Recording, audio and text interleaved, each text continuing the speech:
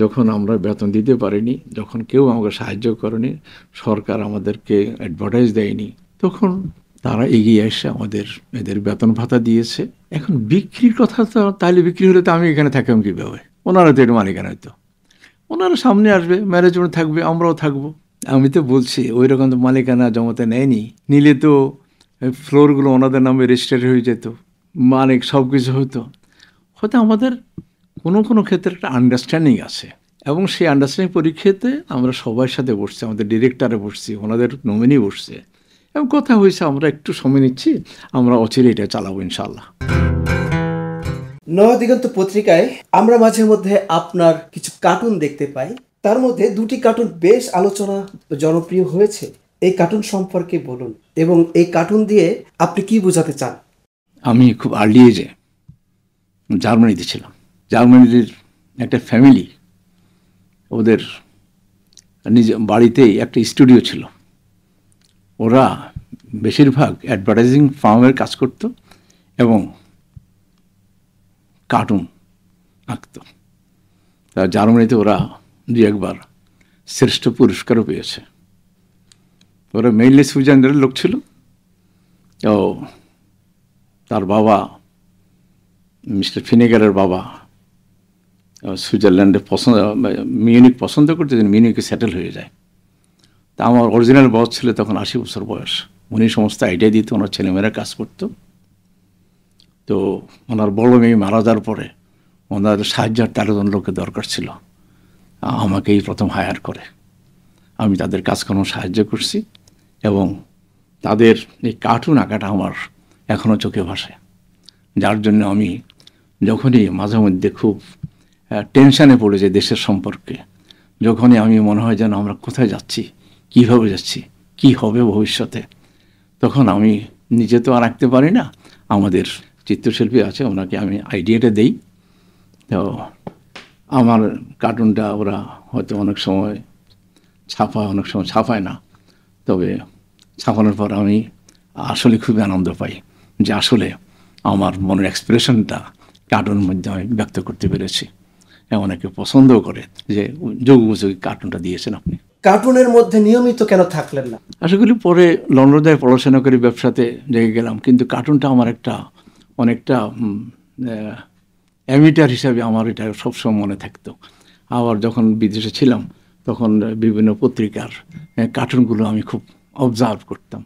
হ্যাঁ, যেমন ওই যে একটা টেলিফোনের কার্টুনের কথা এখনও মনে আছে, যে টেলিফোনের অ্যাডভার্টাইজ কার্টুন, ছোট্ট দাদিকে সুন্দর করে দেখাইয়ে, আর নাতি অস্ট্রেলিয়াতে তখন টেলিফোন করলে ইকো সাউন্ড হতো। তো এইরকম কার্টুনগুলোই আমি বিদেশে অনেকভাবে দেখেছি, যার জন্য কার্টুন আমাকে আকৃষ্ট করে। কিন্তু ফ্যামিলি এবং নিজের ভবিষ্যৎ চিন্তা করে আমি ব্যবসাতে আসি। নয়াদিগন্ত হওয়ার পর আমি বহুবার কার্টুন দিয়েছি, বহুবার অনেকেই প্রশংসা করেছে। তবে আমার যে চিত্রশিল্পী জাহিদ, তারও অবদান আছে এখানে। সারা দেশের মানুষ ব্যাপক দিগন্ত টিভির অপেক্ষায় রয়েছে, কেন চালু হচ্ছে না? প্রায় 10 বছরের বেশি সময় বন্ধ ছিল। আমাদের কলাকুশলী কিছু লোকে অন্যখানে চাকরি পেয়েছে, কেউ আবার দুনিয়ার থেকে বিদায়ী হয়েছে, কেউ আবার অন্য প্রফেশনে চলে গেছে, 2-1 জন হয়তো বিভিন্ন টেলিভিশনের সাথে যুক্ত হয়ে দিনাভেদ করতেছে। আমাদের যারা লিডার ছিলেন, মরহুম কমরেডর আতাউর রহমান, উনি ইন্তেকাল করেছেন। মরহুম শাহ আব্দুল হান্নান, উনি ইন্তেকাল করেছেন। মরহুম মীর কাসেম আলী, উনি জুডিশিয়াল কিলিংয়ের মধ্যে পড়েছেন, এবং এটা বাংলাদেশের ইতিহাসে একটা কালো অধ্যায় হিসাবে পরিচিতি লাভ করবে। তারপরে আমরা যখন ওনারা চলে যাওয়ার পরে শাহ আব্দুল হান্নান সাহেব জীবিত ছিলেন।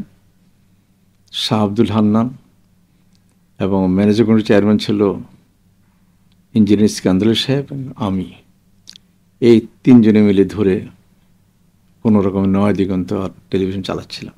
এর মধ্যে বন্ধ হয়ে গেছে। এক পর্যায়ে একটু আগে যেটা বললাম, শাহ আব্দুল হান্নান সাহেব ইন্তেকাল করছেন, এবং ইঞ্জিনিয়ার ইস্কান্দার আলী সাহেবকেও দেশ ছাড়া করতে হয়েছে নানা কারণে। আমরা শুধু নয় দিগন্তরে ধরে রেখেছি এবং এই নতুন সরকার আসার পরে প্রথম কাজটা ওনারা করেছে, আমাদের লাইসেন্সটা ফিরিয়ে দিয়েছে। এখন এটা অর্গানাইজ করতে হবে। আমরা প্রথম দিকে নয় দিগন্তের দিকে একটু মনোযোগ দিয়েছি, যেহেতু এটা তখনও টিকে ছিল, এখনও টিকে আছে। আমাদের বর্তমান সরকার, বিশেষ করে তথ্য উপদেষ্টা, আমাদের নয় দিগন্তের নামটা ব্ল্যাক লিস্ট থেকে কাটিয়ে দিয়েছেন, যার জন্য আমরা সরকারি বিজ্ঞাপন পাওয়া শুরু করেছি এবং আমাদের স্টাফদের বেতন ভাতা পুরা রেগুলার না হলেও আগের থেকে বেটার পর্যায়ে আছে।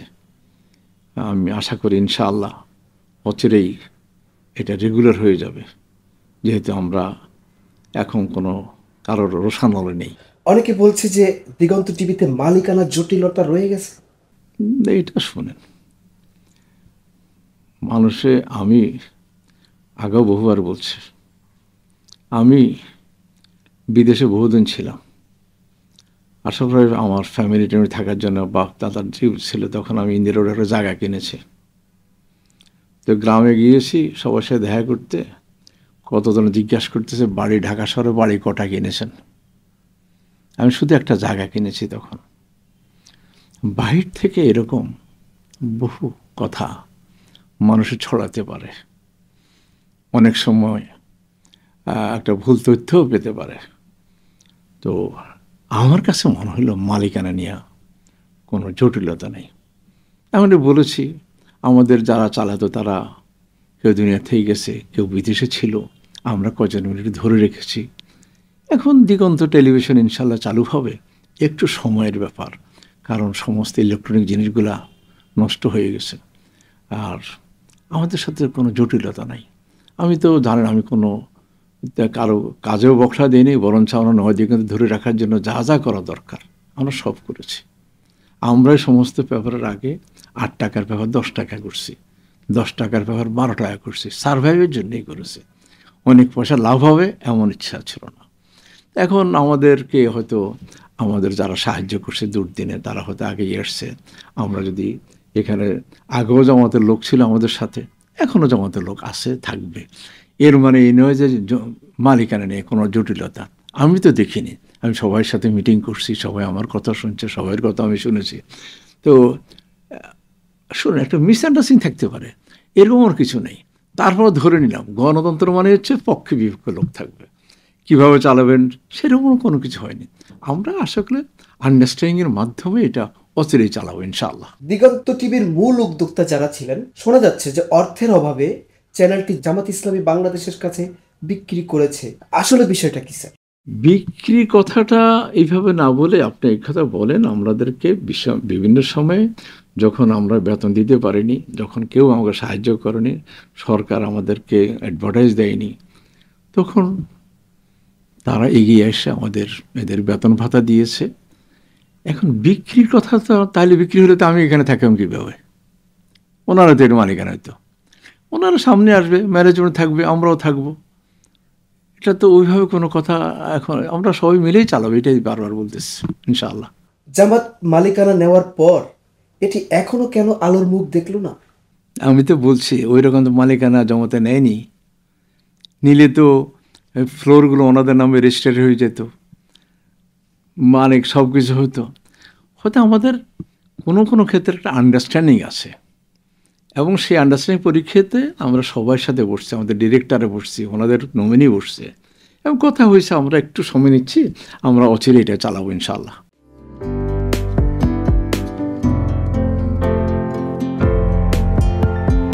পহেলা জানুয়ারি 2025 ইউটিউব জার্নালিজমের অগ্রদূত changetv.press 6 বছর পেরিয়ে পা রাখল গর্বিত সাথে।